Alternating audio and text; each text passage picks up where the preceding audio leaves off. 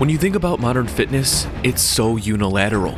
Front to back, side to side. But what about torsion? The forgotten force. It's something ancient warriors must have been super strong with in order to wield their heavy weapons on the battlefield. Well, this forgotten strength is something I wanted to explore. That is why I went on the quest to find a— I realize ancient warriors probably were quite strong in all sorts of ways, but it's also worth noting that they died at the age of 35 from dysentery. I don't know if fully romanticizing everything that went on back then is a great idea. Giant training sword, and I found one and trained with it for an entire month. This is what happened and how my body adapted on this epic quest.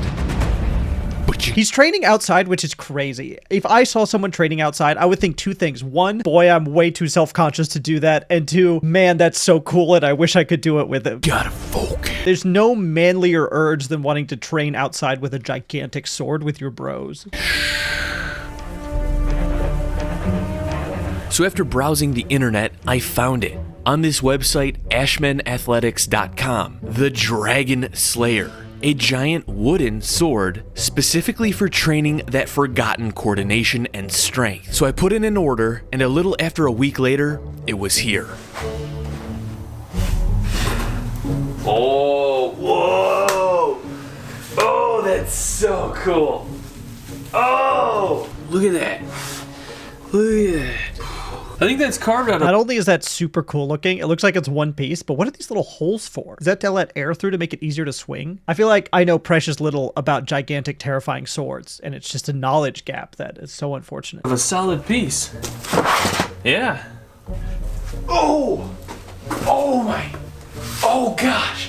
So after inspecting, the first thing I realized upon picking it up was just how unconditioned I was to hold something that had so much weight out front. I also quickly realized that the ceiling was a little too low to be able to train with this thing inside my office. So I had to find some ample space to be able to begin to learn with this sword. Oh dude, if I hit the TV, I will cry.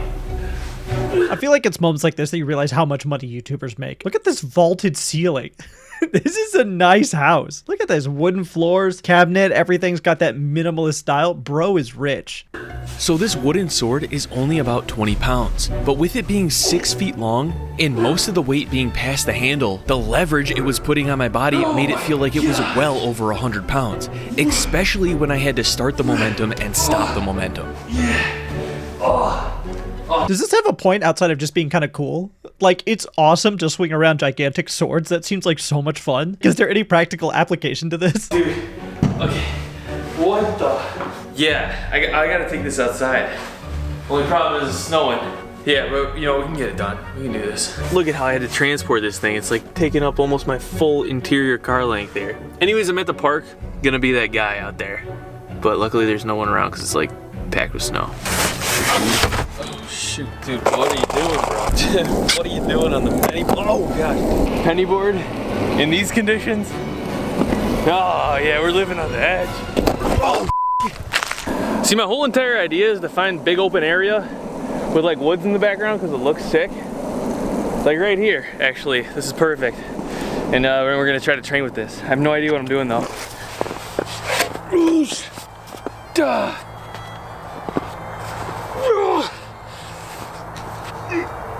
Social anxiety fears this man to be out and about like this. I was walking my dog in the park once, and there was a group of people that were they were doing LARPing. Everyone was dressed up in armor, and they were just hitting each other with metal swords. And I was like, wow, that looks so fun. One, I would be so embarrassed to do it for no reason other than I get self-conscious if anyone looks at me in public. And two, that seems awesome. And I really wanted to do it with them. But then the coat of armor was like $5,000.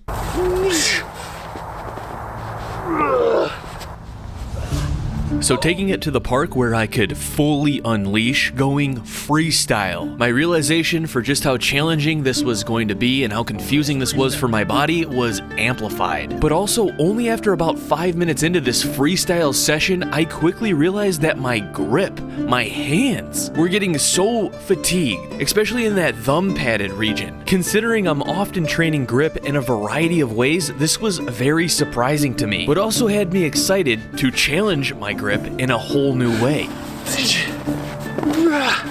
Oh! It's like impossible to stop the momentum. Once you start swinging, you almost have to spin. It's so long and awkward. This is why they had warhammers that were like 4 feet long. And so you could have a really heavy bit on the end to bash people as opposed to just like spinning in circles. Way more hand than I thought it was gonna be.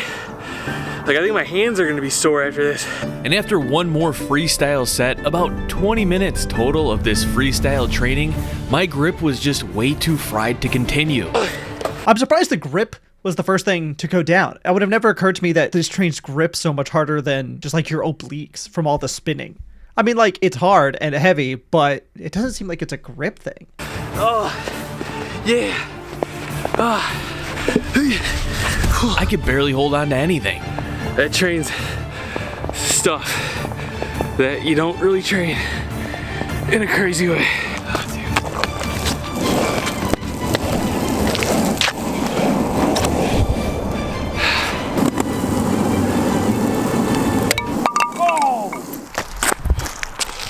Oh, dude! Oops! Oh my gosh! He broke it? He's at it for 10 minutes and he broke it? That's crazy. Dude. I also didn't really think about the splinters. You know, if you get a splinter with that, that would hurt so bad. I have no idea how much these... What company did he say it was? Did he put a link? This is the coolest. Okay, shop now. Dragon Slayer. Oh. That's actually not that expensive. I feel like I definitely thought it would cost way more than $300. I mean, like, $300 is a lot, but oh my gosh. Dude, look at this. This guy was mogging so hard for these pictures. The absolute aura on this man. It's a good thing I just restocked my Gorilla Tape. Yeah, so totally my bad for traveling around like an imbecile, but with some simple Gorilla Tape taping the handle back on, it was good as new, if not better, perhaps. Oh. Oh, dude. Oh my gosh. Oh. That had to have helped with the grip, right? Like, it's just easier to handle when it's not like slippery, sweaty wood. Really sore right here. This is really sore right here. My hands are like really sore. Yeah, I'm gonna need at least a day.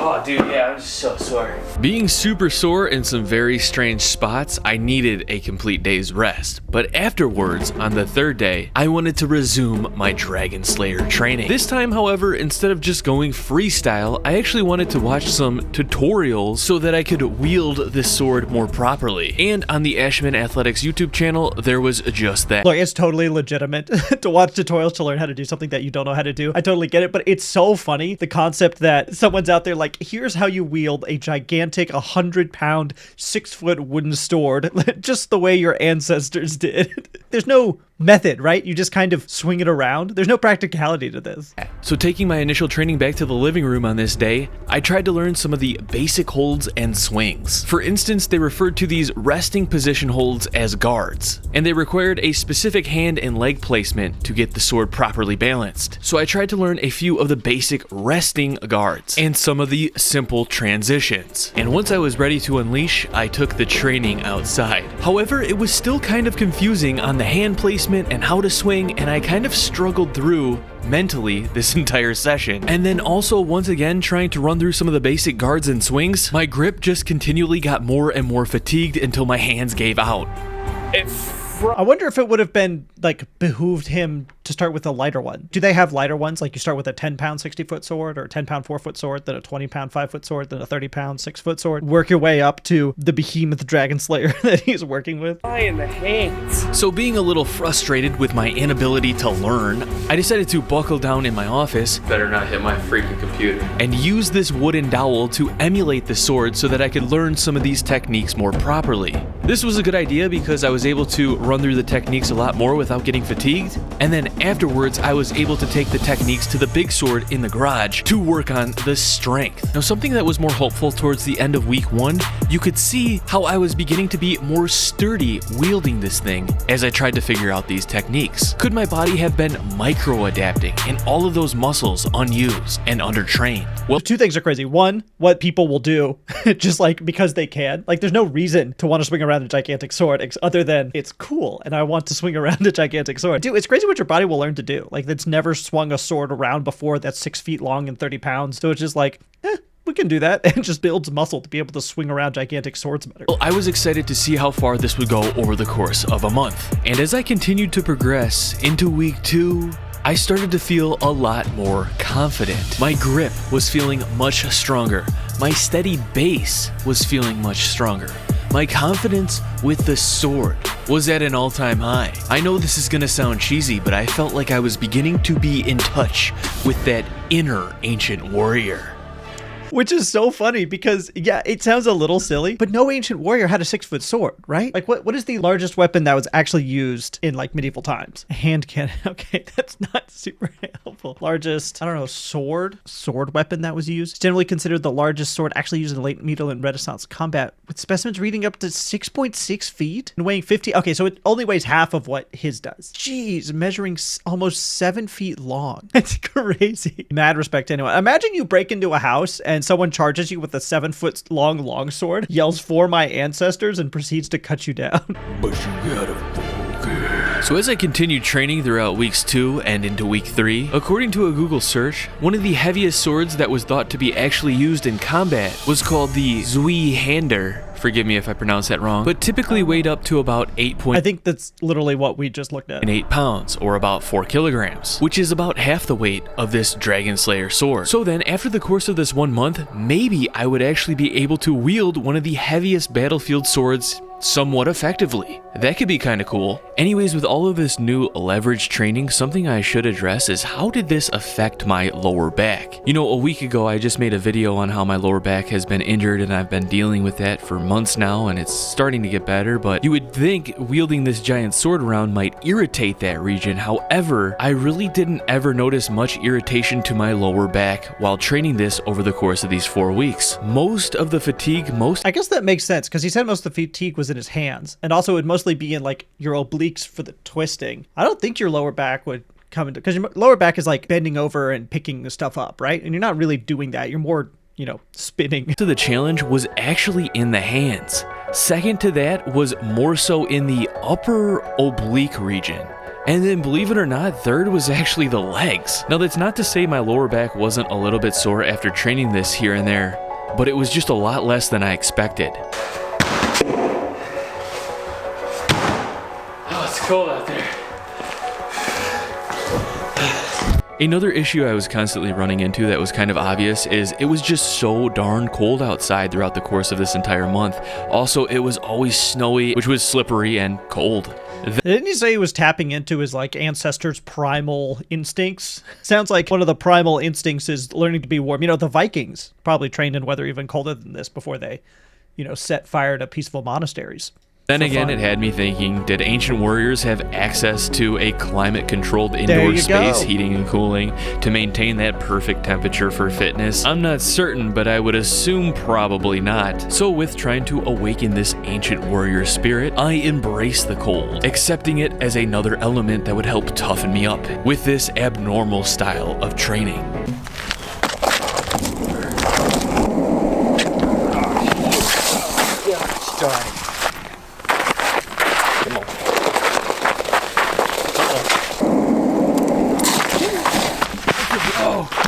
All right, you know what? I'll come back for you. We're just gonna make it on foot to the spot. It's so cold out here. Oh, my hand. Oh. The snow's way deeper than it was.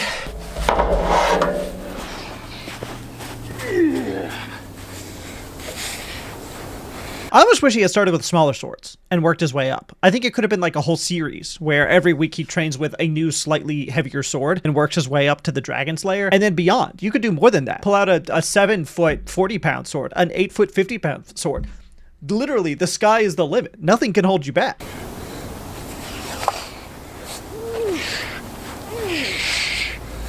Oh my gosh.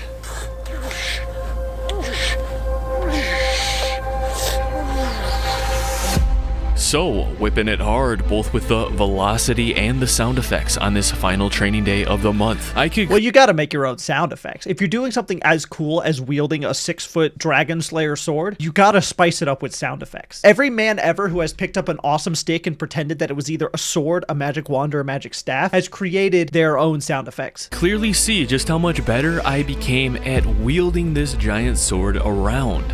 This was my plan. It kind of is crazy how fast he adapted to swinging a giant sword. Like, in just 3 weeks, he figured it out. That's crazy. And from the beginning, this was my plan from the beginning. I was a lot quicker on the swings, a lot more confident on the balance. I was able to bring it back into the guard positions a lot easier, without throwing my body too much all over the place. Rather than the sword controlling me, I was now in control of the sword.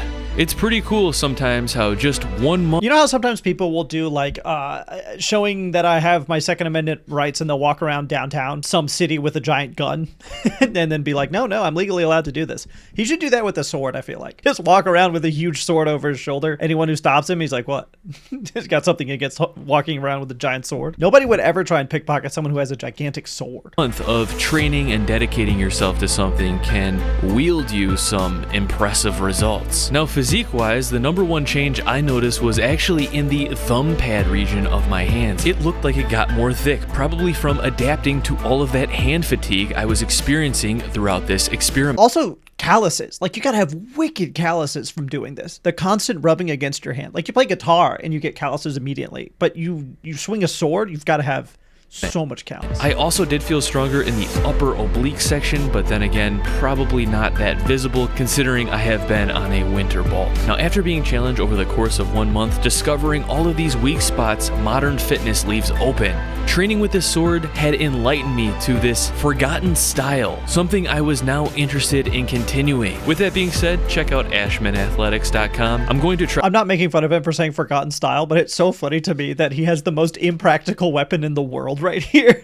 And he's like, this is the way our ancestors used to do it. I'm like, brother, I don't think our ancestors had 6-foot long, 30-pound swords that they were swinging around. I mean, there was the one, but that was only 15 pounds. I tried to apply for their affiliate program, but I did notice that a lot of the swords, including this one, have been sold out for a bit now. I guess I was lucky to get probably one of the last ones. But hey, maybe they'll restock, and also they have some other interesting fitness-related stuff. If you're interested, feel free to check it out. Let me know your thoughts on this entire thing. With that being said, I hope you all enjoyed this video. Hope you all have a great day. Peace. I will see you all in the next video. But yeah, great video. Link, as always, will be in the description.